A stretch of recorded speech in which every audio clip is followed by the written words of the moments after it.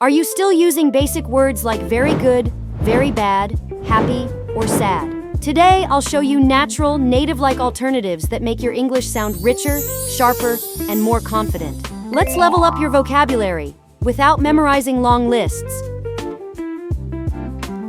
Instead of saying very good, try these more natural alternatives. Excellent, amazing, fantastic, outstanding. For example, the movie was very good. The movie was fantastic. For very bad, you can say terrible, awful, horrible, dreadful. For example, the weather is very bad today. The weather is terrible today. Instead of the basic word happy, try delighted, thrilled, joyful, pleased. For example, I'm happy with the results. I'm pleased with the results.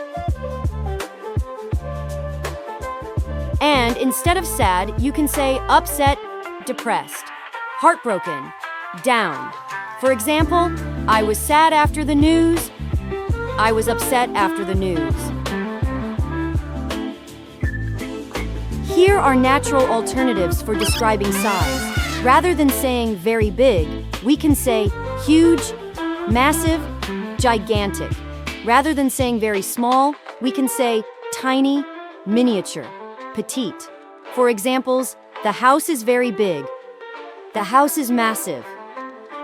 The dog is very small. The dog is tiny.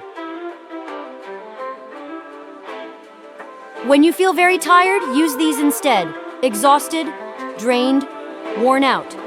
For example, I'm very tired. I'm exhausted. And for very easy, say simple, effortless, straightforward. For example, the test was very easy. The test was simple. And that's it. Replace those basic words with stronger, more natural alternatives, and you'll instantly sound more fluent and confident. If you want more videos on speaking, writing, listening, and reading, hit subscribe and turn on notifications. See you in the next lesson.